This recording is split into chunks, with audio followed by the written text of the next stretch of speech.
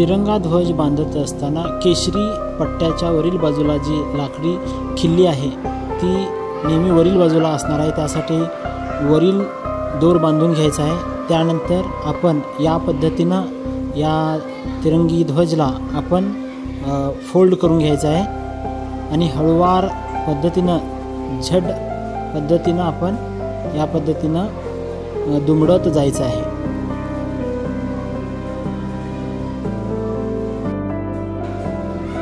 या रीतीनं दुमडून घेतल्यानंतर तुम्हाला समजून येईल की ही जी खिल्ली आहे ती वरील बाजूला असणार आहे। त्यासाठी हिरव्या रंगाची जी खालील दोर आहे ती या पद्धतीनं 3-4 वेळा आपण फिरवून घ्यायचं आहे।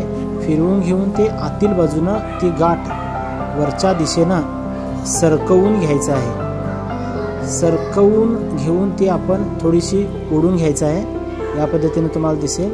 यानंतर तीच दोर पुन्हा आपण या ठिकाणी दुमडून ती पुन्हा त्याच गाठेला या तुम्हाला दिसत आहे या रीतीनं एक पक्की गाठ मारायची आहे।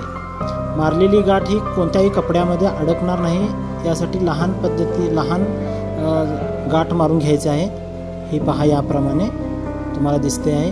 ही खालील दोरी ज्यावेळेला आपण ओढतो त्यावेळेला झेंडा आपण व्यवस्थित ध्वजारोहण या ठिकाणी होताना तुम्हाला दिसून येईल। या पद्धतीनं अगदी सोप्या पद्धतीची गाठ आपण मारून घ्यायची आहे। या ठिकाणी तुम्ही पुन्हा पाहू शकता, या रीतीनं 2 ते 3 वेळा आपण दोर या ध्वजाला फिरवून घेऊन आतील बाजूनं सरकवून घेऊन वरील बाजूला ओढायची आहे। ओढलेली दोर ही कुठेही अडकणार नाही, या रीतीनं कमी वरच्या बाजूनं ओढून ठेवायची आहे आणि तीच दोर खालच्या बाजूनं पुन्हा एकदा फिरून गाठ मारायची।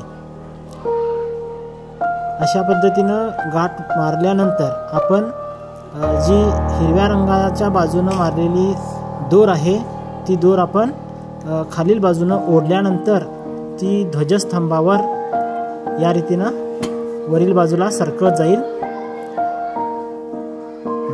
ध्वजारोहणच्या वेळी आपण पाहुण्यांच्या हस्ते हिरव्या रंगाकडची दोर आपण पाहुण्यांच्या हस्ते ओढून ध्वजारोहण करायचं आहे। या रीतीनं अगदी सोप्या पद्धतीनं तुम्ही तुमच्या शाळामध्ये तिरंगा ध्वज बांधू शकता। आवडल्यास व्हिडिओ नक्की लाईक करा, शेअर करा।